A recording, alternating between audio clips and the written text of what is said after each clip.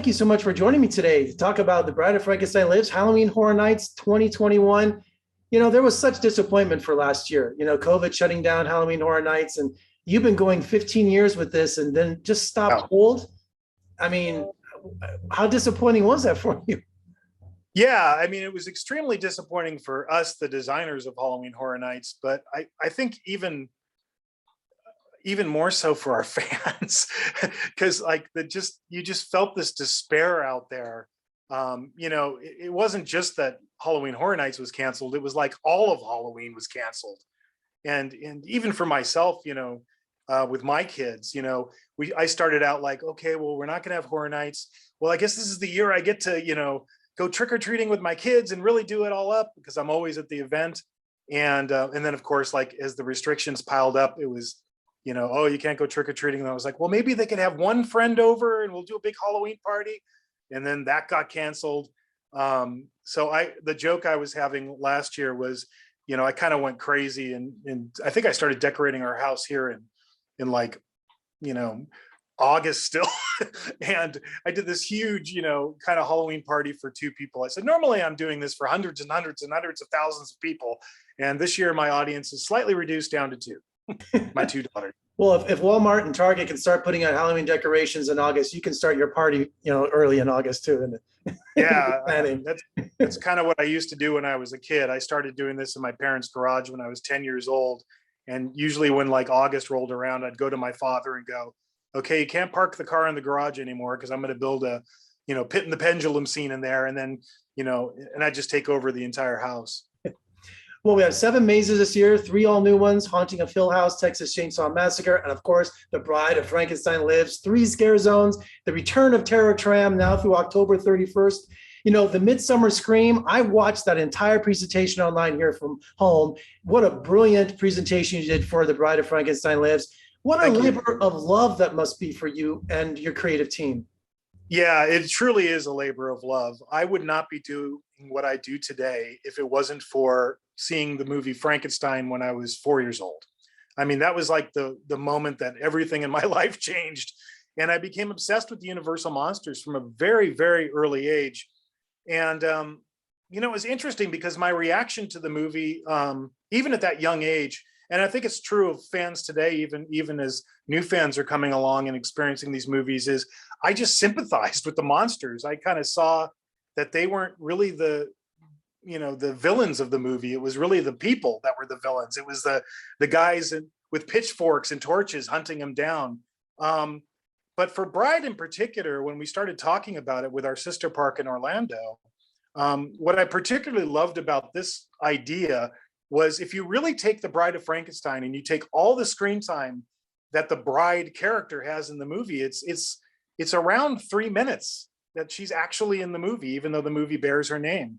And then after, she appears on screen, the monster, goes, friend, and she kind of freaks out and hisses at him. And he says, she hates me. And the next thing he says is, we belong dead. And he pulls the switch and blows up the castle. And that's it. And unlike, Frankenstein or Dracula or The Mummy or even The Invisible Man, which had multiple sequels, that was it for the bride. She never showed up in another classic Universal monster movie. So it was really great to create an original sequel to that movie and elevate the character of the bride to her proper place, because she certainly lived on in pop culture. Oh, absolutely. And you, not only she blows up at the end, but you gave her own story. You gave her own book. Tell me about the artwork that went into that, because I was going through the maze. I know you're supposed to be moving through that thing pretty quickly, but you made it so intricate. You want to stop and look at it and just kind of really soak in the story that you created. Yeah, because we were telling a new story and a story that our fans wouldn't know going in. We felt it was really important to communicate that story visually. Because you think about the environment of a maze at a Halloween event like Halloween Horror Nights, it's a pretty chaotic environment. You can't exactly stop and do a Shakespearean monologue in the middle of it.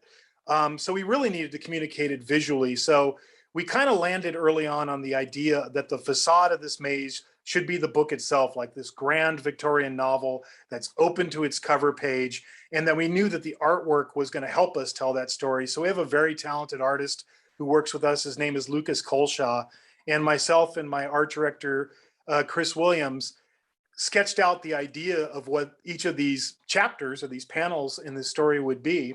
And then we worked with Lucas to bring him to life, and his artwork is just gorgeous. That's why it was great that you had Midsummer Scream, because any fan can go there and see in detail during your presentation what you did, which gives it a great historical record of everything you did behind that maze, because it deserves that attention. Yeah, there's a lot going on in the maze. Not only are we telling a new story, but we're also trying to do callbacks to the film The Bride of Frankenstein from 1935. So as she leaves the castle and she takes on this quest of trying to bring the monster back to life, the first place she goes in the forest is the old blind man's cottage from the original Bride of Frankenstein from 1935. So all through the maze, there's also callbacks to the original film. Yeah, I think Mel Brooks ruined that. I keep thinking of Gene Hackman in Young Frankenstein every time I see the blind man. And yeah, I have to mention, the actors are not your ordinary maze extras that you employ in your maze for The Bride of Frankenstein Lives, is it? No, our what we call them scare actors. And it really is its own art form of acting. It's different from any other type of acting. It's extremely physical. You know, when you do something like Halloween Horror Nights, I always tell our cast the first time I'm with them, it's like training for a marathon.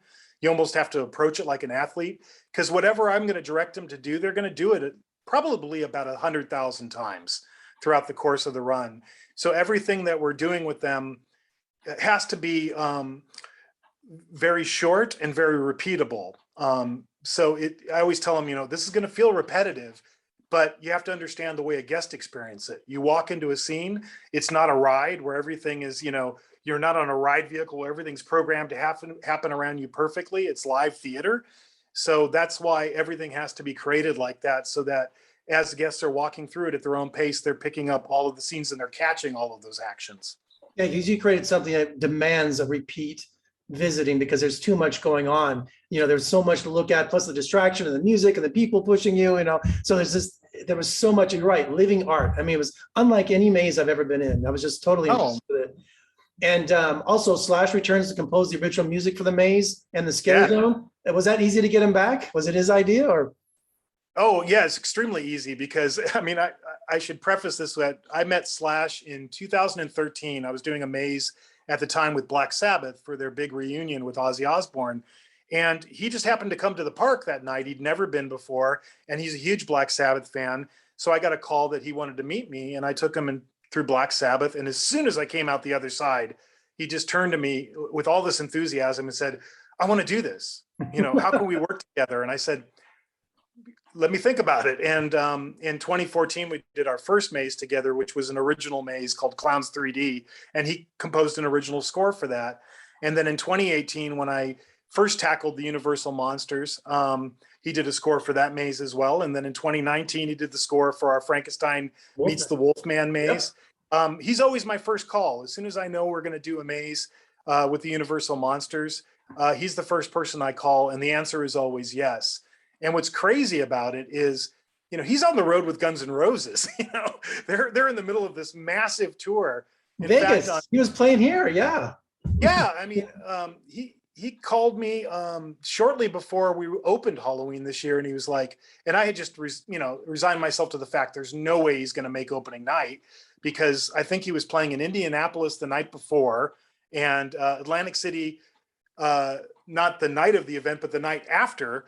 And he just said, I want to come. And so he somehow, in between, you know, bookends of shows, he came flew all the way across the country, came to Horror Nights, went through all the mazes with me, and then got back on a plane, flew back to Atlanta City, and did another show. But he has such passion for it. He loves these characters like I do. If you ever, you know, Slash's recording studio, the first thing you see when you walk in the door is a huge black and white picture of the Bride of Frankenstein. It's a passion for him as well for us. Well, I was there September 9th for the opening, and just by the luck of the draw, I was about 5 feet away from you when Slash and you went through the Bride of Frankenstein Lives maze. And I was with a bunch of other journalists, and we heard the music, and it was just like, it just set the mood. His music set the mood for the whole thing. So it's so cool to get to work with him. And it's you know, I've gotten to work with so many people, both in the horror industry, but also in music as well. And there's just something about, I don't know, there's something about the rock stars that I've worked with. I think it's because it's so different from their world. To be able to step into our world is so much fun for them, and they just seem to just enjoy it. You know, and finally today, I just spoke to Greg Nicotero last week for Creepshow season 3, and I just told him what a fabulous maze this was, and he's like, I have to get out there. Thanks for reminding me. So hopefully he And made it out there. I've known Greg for over a decade, and we've worked together multiple times through the years. And it's the horror community is just a great community. Everybody that works in it, they're in it for the passion of it, and it's always a pleasure to work with everybody in the world of horror. Well, John, you've outdone yourself this year with The Bride of Frankenstein Lives. Fabulous. I can't wait to see what you do next year. It's Halloween now officially that I've spoken to you. So thank you so much for everything. And we'll talk again soon. Thank you very much.